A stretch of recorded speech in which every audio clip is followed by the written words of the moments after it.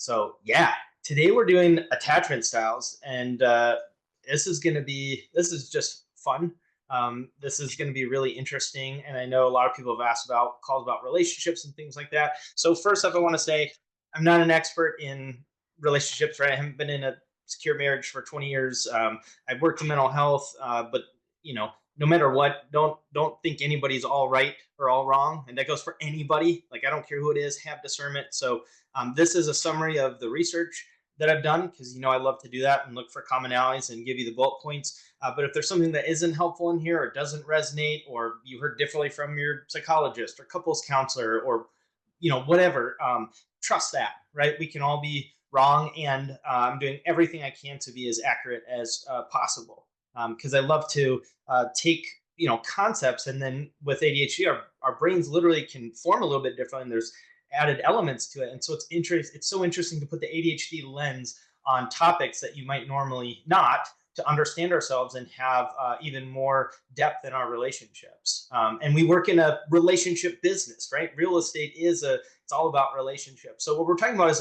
ADHD and attachment styles. And so what I'm going to talk about today, the agenda, and we'll do about 30 minutes of content, and then probably about 15 minutes or so of questions, is what are the four main attachment styles that are out there, and what do those consist of, and then how are they formed, and then also how does ADHD play into those? Because our traits, the more that I dug into this, and this was a topic requested by a community member, the more that I dug into this, the more that you realize how some of our traits might show up as certain attachment aspects or traits, but might be coming from a different place. Or they might play in, and we might lean in a little bit more one way or the other. So it's really, really fascinating. And so we're going to talk about that. And then we'll talk a little bit about like there are certain relationships. I know somebody talked about, there was a post in one of our groups, our free groups, about like toxic relationships, or getting into maybe some dysfunctional, or even with narcissistic or something, because we are more prone to do that as well. And so we're gonna see where we get with this, and if we need to do a round two on this, we can totally do that, depending on how in depth we get and what the questions are like. So first off, I want to say with attachment styles, like as we go through this, and I'm going to give you a good link to test for your own attachment style. Like, what is an attachment style? What does that even mean? And is it fixed, or can it change? So an attachment style is essentially like how you relate and connect with the people around you. So it can mean, and it can be a little bit different depending on the relationship or the environment you're in. You might show up a little bit differently with friends or with a partner or at work. It might be that when someone gets a little bit closer, then maybe some of your attachment style might show up. There's a lot of nuances in this, and so you're going to find a lot of different theories. So again, some people call it a little bit different terms. These are kind of the four that are, I would say, the most accepted. So I want to give you a screen share of this and a really good visual. So you might hear some other ways of saying this, like fearful avoidant, anxious avoidant. We're going to focus on kind of the core four. And again, there's new research coming all the time. So we have secure attachment style is the first one. And this is warm, caring. It's trusting, forgiving, right? There's good boundaries. You're not having this extreme fear of abandonment, where you can maybe be alone, it's okay, but also you're not so hyper independent that you just don't need anybody and there's no connection, right? So secure would be like the ideal place to be. And most people are going to have like certain variations and fluctuate in between them. So also don't get too attached to, oh my gosh, I'm avoidant, or this person's avoidant, therefore they can't have a healthy relationship. I mean, that's right. That's not what this is about. So we have secure. So this would be technically ideal. Then we have anxious. So this would be more fear of abandonment, like highly sensitive to any kind of rejection. You might be a people pleaser and kind of neglect your own needs. Might have more like mood fluctuations. And again, this isn't, I know I keep saying this, relationships are so complex, and our childhood and our attachment and our environment is so complex. So I'm just going to do a disclaimer that there's so many variations. And with ADHD, right, we can have more all or nothing thinking or more rigid thinking. And so I want to encourage you to let there be gray with this versus the rigidity, because that's going to give you a better picture overall. So that's my disclaimer. Think in gray versus black and white, right? So we have the anxious, and then we have the avoidant over here. So this is where you're going to be more distant. Fear of closeness, might be hyper independent, like, or extreme independent, more distant, more logical, less feeling based. Again, it's going to be a little bit more separate. And then you have disorganized. So this one is going to be kind of fluctuating between the two. So sometimes you might get really, really close, and sometimes you might be very separate. Or the person you're with, sometimes it might be unpredictable, right? It could be your parents, it could be your partner, where sometimes they want to feel really, really close. And then other times it's like, you don't know how they're going to show up the next day. They're super distant, right? So, and there might be a little bit more self-regulation issues, maybe intimacy. So there might be fear of being alone, but also fear of intimacy. So it's you don't want to be by yourself, but you don't want to get too close. Might dissociate. So again, there's a lot of nuance, but those are the main attachment styles that they've talked about. So like secure, right?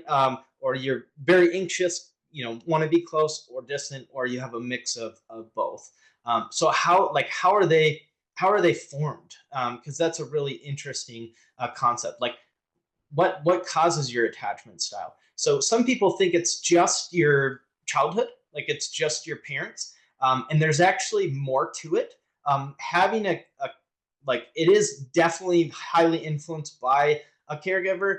And so when we talk about the secure, you're going to see attachment styles can sometimes be a little bit of a mirror of the caretaker, where if it's secure, and you knew that you could trust your caregiver to take care of your emotional and physical and social needs, and you could rely on that consistently, then you're not going to have you're going to be more secure, because you're going to expect that. That's what you're used to. And so when you go out in the world and you find a partner, if somebody doesn't show up like that, that's going to register as a red flag, and you might not choose that partner, and you're going to look for someone secure because it's familiar, right?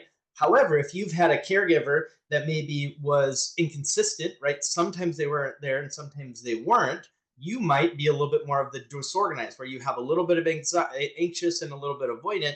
And so when you're out looking for a partner, we go for what's familiar. Even like, have you heard that it's like our nervous system will choose a familiar hell over an unfamiliar peace, like 9 out of 10 times, because that's our model of what's normal for us. And so what may happen is, if you have anxious attachment, or maybe your caregiver was kind of distant, you're going to choose partners that might be a little bit more distant because it's familiar and you know that dynamic.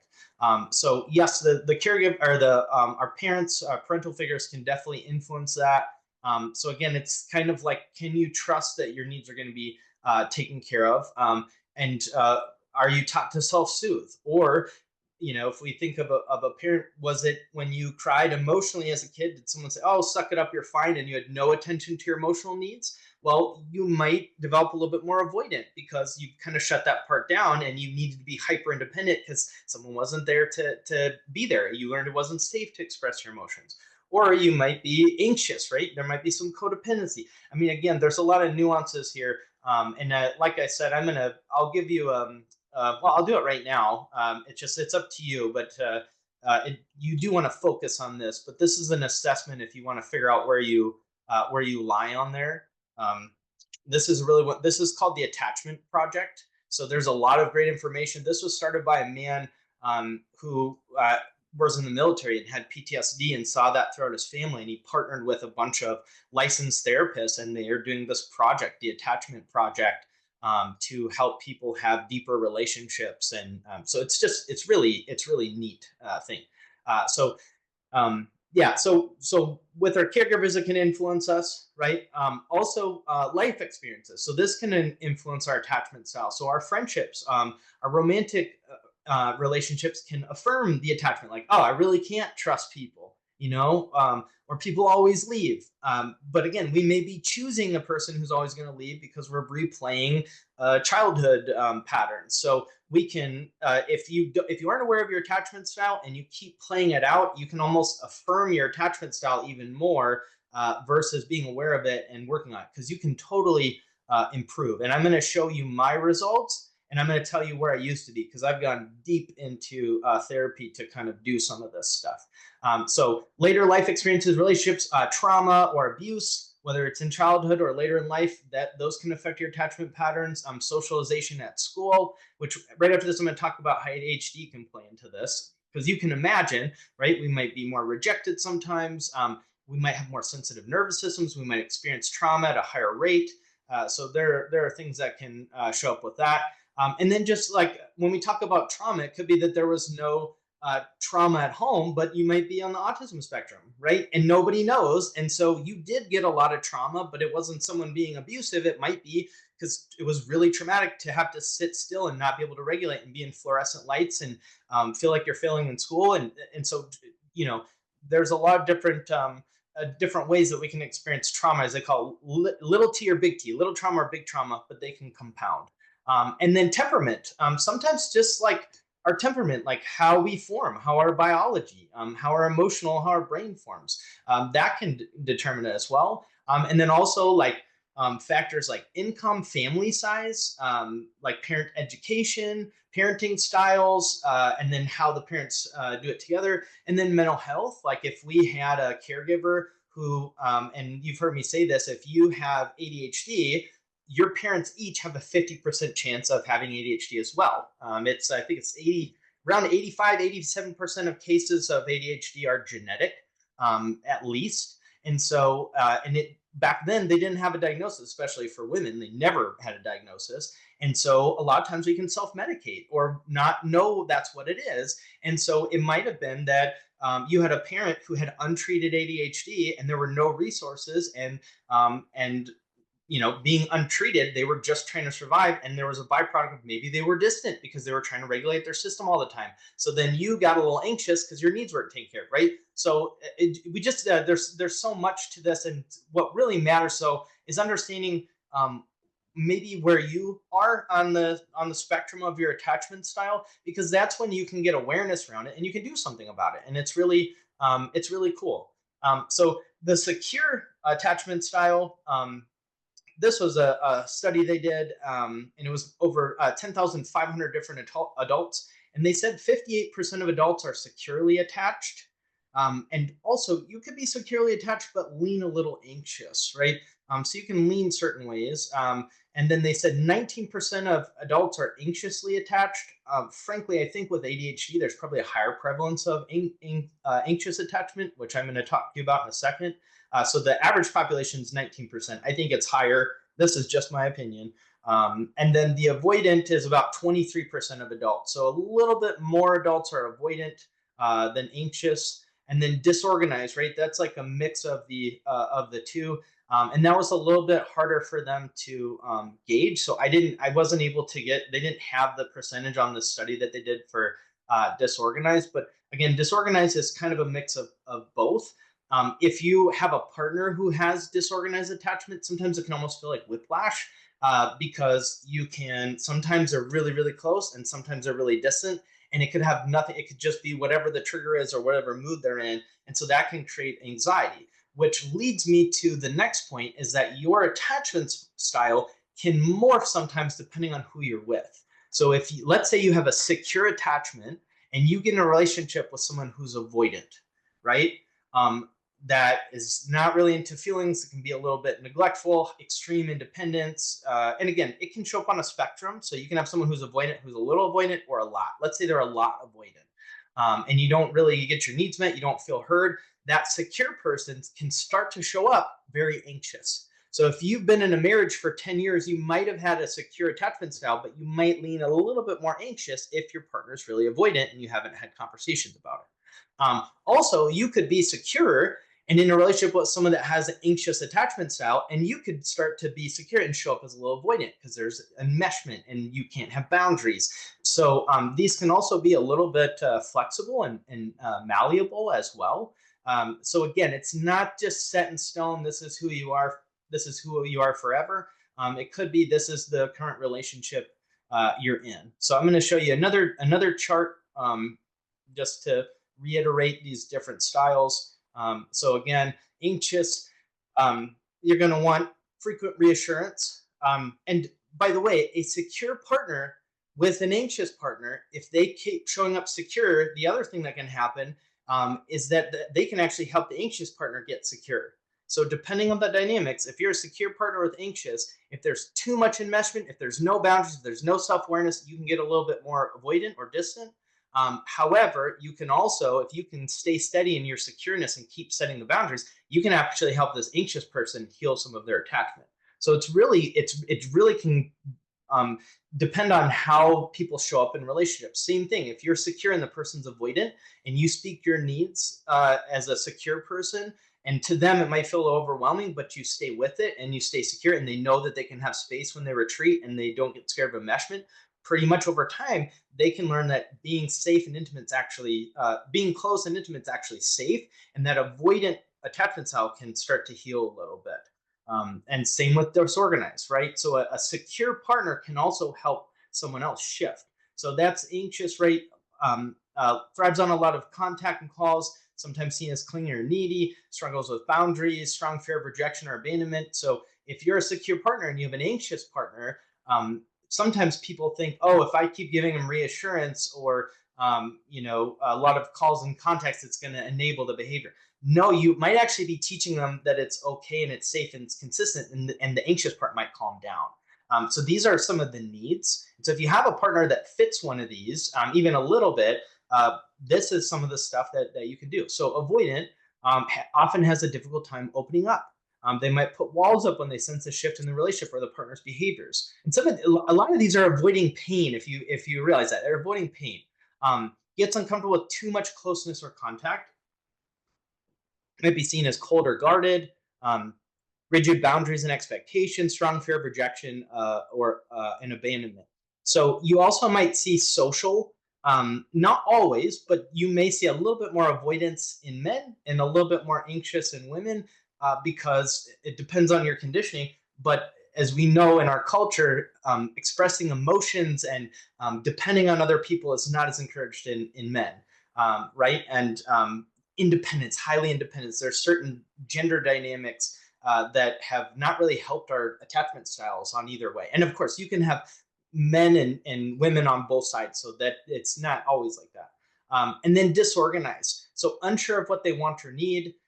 Sometimes needs a lot of contact, sometimes wants a lot of space. Sometimes can be skeptical of others' intentions. They might be seen as chaotic or unpredictable. There might be inconsistencies with boundaries. Strong fear. Like you can see a lot of people, like all three of these have a fear of rejection or abandonment, and these can be ways to protect themselves from that. And then someone mentioned, and we might do another call, but personality disorders. If you look at like narcissism, borderline personality disorder, schizoaffective, those are like cluster B personality disorders are more likely to be formed from trauma. Some can be genetic, or you can have a disposition. And I'm not talking about bipolar.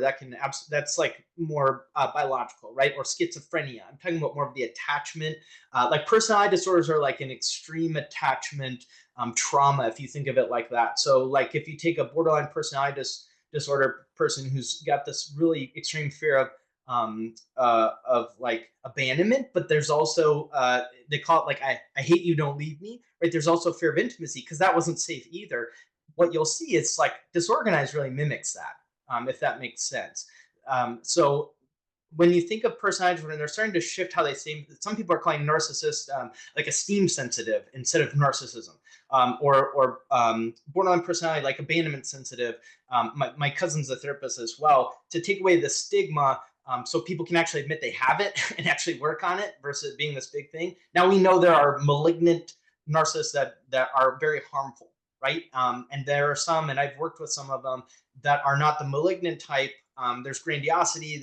You've got to learn empathy. They might only be able to do cognitive empathy. So there are some that definitely deserve the stigma, right? And then Right. there are some that with help actually want to get better. So And we'll talk a little bit about that because we can be more likely to get into some of those relationships, or sometimes be not as healthy ourselves. So, anyways, that's why I wanted to tie this in, because attachment, especially with the question around narcissism and toxic relationships, can actually tie back to some of our attachment wounds and trauma. So here's another like really cool visual, which I know people have asked for, right? So secure, low anxiety, low avoidance. This is a neat way to look at it. Anxious, high anxiety, low avoidance. Avoidant, lower anxiety, high avoidant. And then fearful avoidant, or this is the disorganized, is high anxiety, high avoidant. So that's a kind of an easy way to put that. So now let's tie this into ADHD. How does this show up? So we have certain things about our ADHD that can affect our attachment styles, or maybe make us lean into one or the other. So one of those, if you think about it, we can have, well, let me go back to the slide.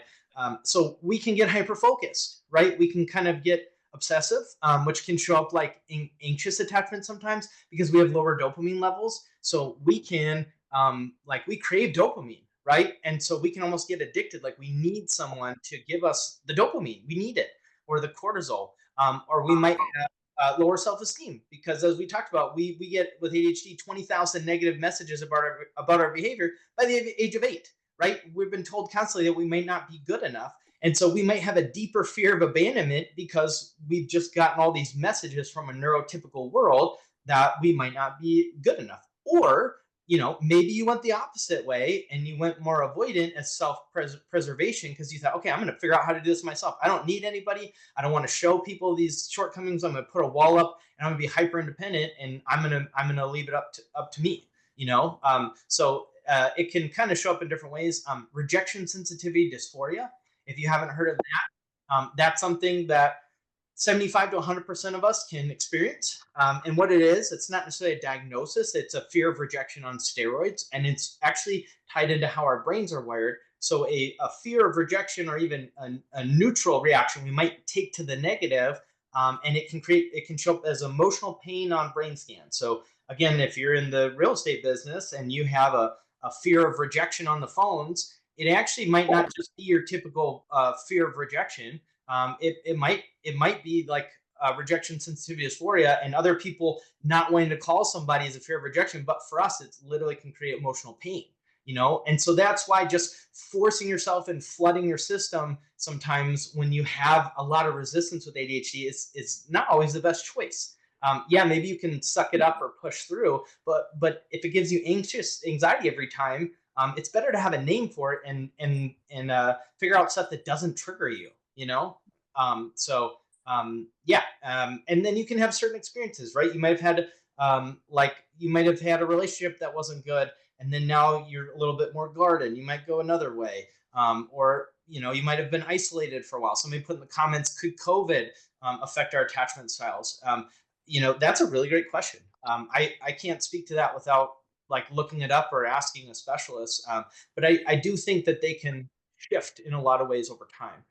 So dopamine, emotion regulation. So sometimes our behaviors, you can have secure attachment, but our behaviors can look like we're avoidant, right? So let's take being on the spectrum. Let's say you have autism, because I know a lot of us do or have some traits. There's a lot of overlap too. But let's say you hyper focus on something, right? And you get locked in and you forget date night, or you're so locked in on whatever you're interested in that you can't transition out of that into connecting emotionally, because it's like a different transition. So it might come across as avoidant, but it might be you have secure attachment and you just have ADHD, or you just have autism, something like that. So the other thing, object permanence. This is something we haven't talked about a lot. So with ADHD and autism, we have what's kind of what the facial's like. object impermanence. And what that is like out of sight, out of mind. So if you ever have like a friend that you really care about, but you haven't seen him and you literally just kind of forget, but doesn't mean you don't care. And then they text you like, oh my gosh, I forgot. But again, it's not that you forget because you don't care. Our brains can kind of prune and just put what's urgent in front of us. So we can struggle with that out of sight, out of mind. And so if you have an anxious partner that wants to get texts all the day or wants to check up on you, and you've got your phone on silent, you might come across as avoidant, but really you have object impermanence and you just don't think of it. But it's not that you don't care, you know? And then like we can be more impulsive, we can have more mood swings. So it might be that we feel really close to somebody, and then emotion regulation, we might need to go away to calm down the overwhelm, or all of a sudden we might not be into touch because it's too overwhelming or overstimulating. So this is why having the ADHD lens on a lot of things in our life is important, because if you didn't have that, you might not actually be able to understand your attachment or what's going on, or your partner might misread you, something like that. And so again, it's kind of like putting that lens on it. And then yeah, we talked about the sensory stuff, right? So some of us really like touch a lot and hugs, and others don't. It's too overwhelming for our system. So another thing that might make our attachment style look a certain way, but it's really not, is we can be forgetful, right? We might have brain fog, so it might look like we forgot something, or we're not being present, or we can't connect. But really, we might just have brain fog, or we might forget something. And then also another thing that some of us can experience is what's called alzheimer's. And what that is, and it's more prevalent in autism, but again, they're finding a lot of crossover with ADHD and autism, and a lot of us can have both. And what that is, it's a difficulty identifying our feelings and then also expressing them. And so, okay, we could look like we're avoidant because we aren't super feeling based, but we could have a secure attachment style, but it takes us a long time to process our emotions, where we might realize it a day or two later, not in the moment. So it might look like we're closed off, or it might look like we're more logical. We might be more avoidant, but really we just have more trouble identifying, putting names on emotions, you know, or we can be super emotional and we can feel things times 10, and it might come off as like overwhelming, or too much, or whatever. So and it's not, right? It's just how we're, so that's why having names and labels are important, right? Sometimes people say, well, why a label? Why? Because it's validating and it helps us identify what's going on. Because someone said, before I had the label ADHD, I had the label forgetful, lazy, selfish, right? Like inconsistent. So having labels for this stuff is way more helpful than, you know, not. So those are some ways that it can show up, right? And we can have the fear of abandonment if we felt rejected, overthink. There's a lot of crossover or dual diagnosis with ADHD. So we're more likely to have OCD, more likely to have PTSD, depression, anxiety. We might overthink stuff. So that can come across as a little bit anxious. We might need more reassurance because we got rejected, or we got bullied, or we felt less than, or we felt, you know, we're forgetting something. We might hyper focus on our partner's moods, and try to pick up on everything. We might be people pleasers, because a lot of us with ADHD can be people pleasers and perfectionists to try to overcompensate, because that's a tool we learned growing up. So all of this stuff is just, you can kind of see how it gets a little bit more gray and a little bit more just complex, a little bit more messy. So I want to show you. I want to show you the results from mine. Let's see, and then I want to, because you can take, this is the link I gave you, because I want to show you how it's not just always like cut and dry here. And some of these questions, you know, might show up differently. So why this is the attachment project, and I'm gonna drop this in the chat. This is a fun thing to do with your partner too. So I've done this before in a relationship in the past. At that point, it was this was a while back, but I was dating a therapist, which was really cool. It didn't work out, but I learned a lot, and it was really neat. But we both took this, and it was really interesting. So I just put that in the chat. So this one, what you're gonna do, it assesses how your caregivers were, and it gives, and it says caregiver 1 and 2. I didn't have a father figure around, so you're going to use like the second most influential, if you didn't have two parents around, or if you don't know one of your parents, or maybe it was you're raised by grandparents. I mean, just use your main two caregivers. It could be a grandparent, it could be a foster parent, it could be you know, two moms, it could be two dads, it could be, you know, whatever that looks like. If it's not the stereotypical mom and dad. But what it does is it shows maybe what their attachment might have been in some ways. And then you can also on your partner. So you can take a test of where you're at with your partner, or if you don't have one, like I don't, like your past partner, right? I show up as secure. I mean, again, this is a self-assessment. So um, maybe if I had someone else do it or a partner do it, it might be different. But for me, in my self assessment, I tried to be as accurate as possible. So I did get secure. However, what I'll tell you is I used to be way more anxious and sometimes a little avoidant. Like I think I leaned a little bit more disorganized, but more on the anxious side. I've had a good amount of trauma in my life. I think you guys know that. So I spent probably 15 years in therapy, really, and I worked in mental health. So really targeting certain areas. And you can have so much. Like I was kind of surprised that it's all the way over here because the last time I took it, it was over here. This was probably like 3 years ago. So I used to be a lot more anxiety driven. I think I was probably a little toxic in high school. Definitely like super clingy and insecure and stuff like that. And so if your attachment style shows up in one of these, it doesn't mean anything. You can totally shift it. So don't worry if it shows up as dismissing, like anxious or whatever. Don't worry about that. Just whatever it is fine. So that can be how you can get this more secure. Is you can choose people around you that help you feel more secure. And it can start to shift, right? When we talked about that, and then just working in therapy because you want to identify some of those things and learning to self-soothe. That was a huge thing for me with self-soothing.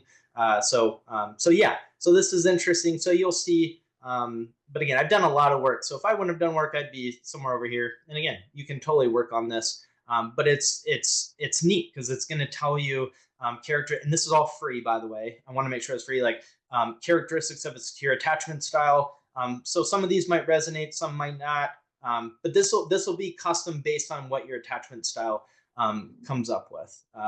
So yeah, this is what it looks like. So it's pretty neat. So yeah, so I got that link on there. And then what I want to talk about real quick. What is the position of the dots mean? Let me just show you this. The position of the dots when you get your report. That's a great question. It's going to show. Where is it? It's going to show like where your. There we go. So you'll see they'll put that in there. Like this is where your mom might score. This is my grandma, for example. And this was like in childhood based on memory, right? So caregivers can really work on stuff too. So I tried to think of as a kid, but everybody's shows up and then score generally. So this was where I rated myself, and then the blue is maybe where more so the partner or how I showed up with the partner. So that's what that was, like how I showed up with it. So you could see I was a little bit more. I'm just spilling the tea right now, but I was a little bit more on the avoidant and a little bit disorganized. So again, and it can just depend on the dynamic, right? So it's really interesting. So I'm gonna touch really quickly on, and this was one of the questions in the group. And here's what I want to say too. Here's another thing before I touch on like the like the toxic side, why we can be more susceptible to certain stuff, because that was or we can come across as toxic sometimes with ADHD, just depending on our awareness. What I want to touch on too is with the closeness in relationships. And this is something, I like to just be transparent. Like for so much of my life, I felt like if people like fully saw me, they wouldn't like me. And I think that was definitely part of being undiagnosed as ADHD, autistic, trauma, OCD. It was like, I got to hide all these parts of me. So people really get close, they won't like me. And so that's something that can show up. If you've got self-worth stuff, which is not uncommon with ADHD, you can sometimes really work on your attachment style by working on like yourself and self-love and acceptance. In versus having to work on attachment style can really be like really seeing yourself and feeling secure in yourself, and then you're not scared to get close, because it's not like you don't want to get, like, we all want connection, right? Like we all want connection, and sometimes subconsciously we think, well, if I get too close, they're going to go away, so I got to keep a distance. And so again, there's so much nuance behind this. And so if you notice that there's certain attachment stuff you have, that's where a therapist that really understands attachment styles is going to be awesome. They're going to help you navigate this because it's so specific to your whole story. And you might self-sabotage relationships if they get too close, or if you think, oh my gosh, I'm really falling for somebody, like this feels really scary, I think they're going to leave anyway. I mean, it's just so interesting. And I'll have a relationships specialist coming on in the future here as well. So just some of the things before we get into the toxic stuff is like, how do you build secure relationships? So self-awareness, recognizing the attachment triggers. You might be secure and then you might get triggered and get avoidant. You might be secure, get triggered, and then get anxious. So also you can kind of fluctuate between the two. So understand what your triggers are and what kind of sets you off. Work on getting clear, communicating your needs, without shame. So that can be harder for ADHD, as just like speaking up, because we can be people pleasers, right? And perfectionists. So speaking up for what you need, your boundaries, get your tools for self-soothing, emotion regulation, understanding that. Structure can be helpful for us, or routine. But again, if we go too rigid, that's too much. So we want some kind of structure, some kind of routine for stability that works. And then self-compassion. That's one of the biggest things with this attachment stuff, is have self-compassion, not like, oh man, what's wrong with me? I'm avoidant, or I'm disorganized. I got to fix this. It's like, oh, like be curious, be curious. Okay. So the fun stuff, and this was the question. So the toxic relationships. So we are less likely to see red flags unless you've done work, or unless you've seen a lot. But on average, we're less likely to see red flags. So these are why sometimes we can end up in toxic relationships based on some of the research. Okay, so we can miss red flags. We can have just hyper empathy.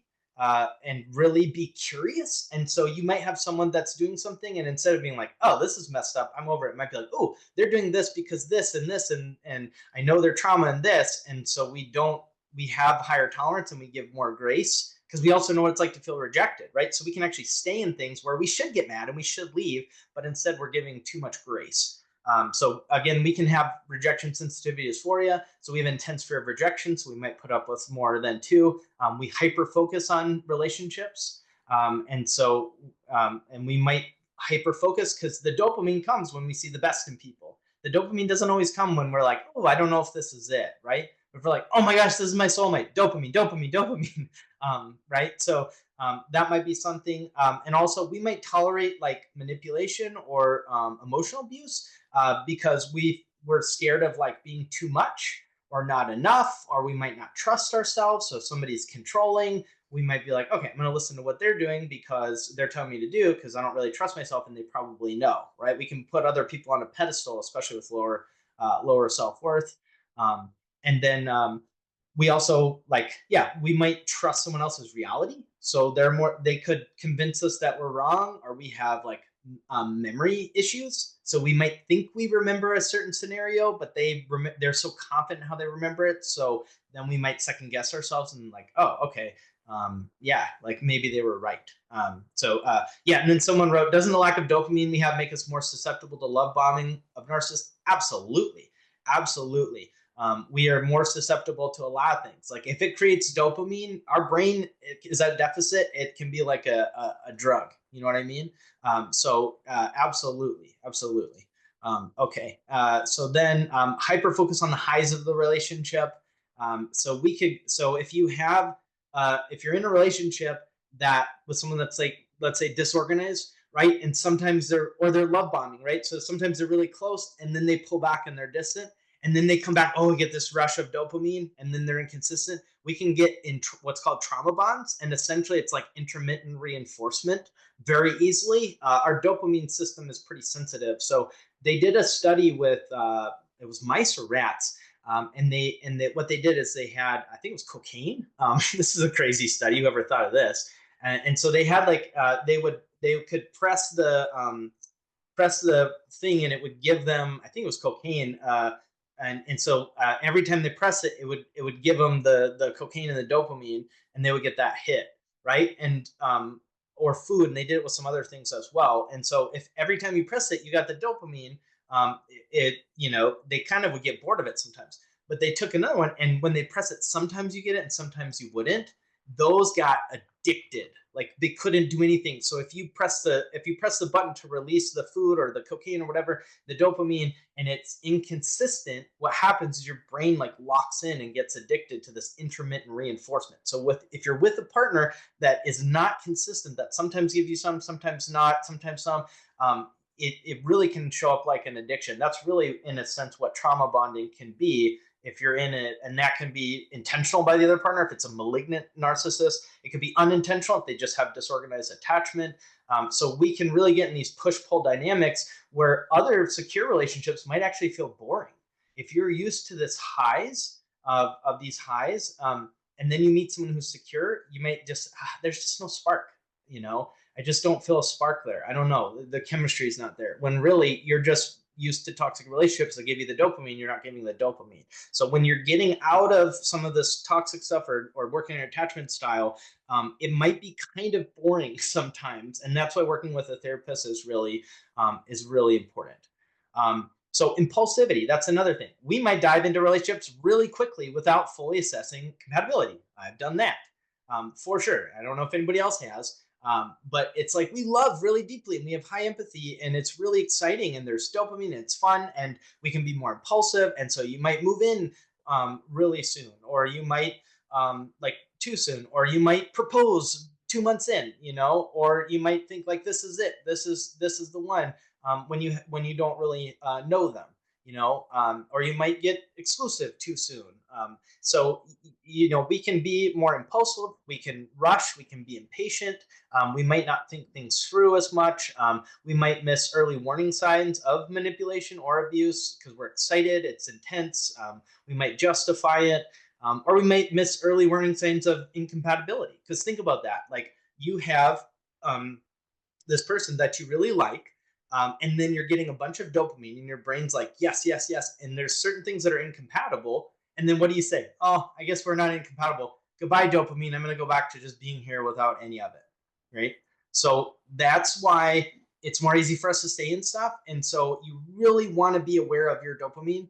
You really do. It's really important to be aware of that and have other things that give you dopamine. Because if you need some, like if you need someone instead of want someone, like you need them chemically, that's not fully loving somebody. Like when you want to be on the other side, knowing that somebody's with you because they want you, not because they need you, right? So again, we're gonna get some dopamine for sure. You know, it doesn't mean like nobody's like just this pure love. I mean, I don't want to say nobody, but there's nuances. But just being aware of this is really helpful. So you're going to slow down and make a little bit better choices. So the other thing, emotion regulation, that can make it harder for us to leave too. So breaking up can feel overwhelming. It can bring up a lot of intense emotions that we have trouble regulating. We might doubt ourselves. We might question our own perception. If we can be gaslit very easily because of our memory and forgetting stuff.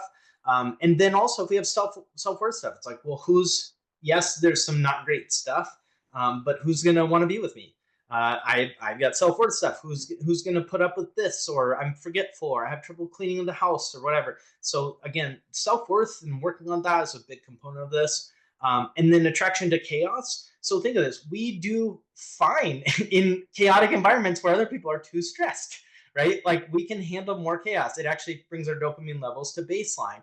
And so we might be stay in chaotic relationships because they might feel normal, or they might bring our dopamine levels up, or it might not just register as much red flags. So and our nervous system, we're used to our nervous system being revved up because maybe it had to be to get stuff done. So it's just interesting to be aware of it. Yeah, I can look for the study on the self dosing, because that's but intermittent reinforcing and trauma bonding, that is a definite thing with us. So then why can we? This is so I'm going to go a little bit, like probably 5 more minutes, because this is just such a fascinating topic. So why can we exhibit a little bit of toxic behaviors? Because we're not always, just absolutely perfect. So why we can is because we struggle with self-regulation, emotion regulation. So we can overreact. We can shut down. We can have trouble with expressing anger. We might act impulsively in arguments and say something that we didn't really mean. We might struggle to express our emotions in a healthy way. So it could be misinterpreted as coldness or unpredictability. Right? We can have like forgetfulness and inconsistency. It can feel like neglect. So we can forget important dates, conversations, emotional needs of the partner. And this can make our partner feel like unseen, unimportant, unloved. They can resent us. Like I've done some of this, so I'm not like again, I'm not perfect. Like, and that's why self awareness is so important because if you have a partner and you can recognize it's ADHD instead of you not caring, you can help them understand when it's happening versus them taking it personal. So we can have right impulsivity and poor boundaries. So sometimes we can have blurred boundaries. We can overshare too soon in dating.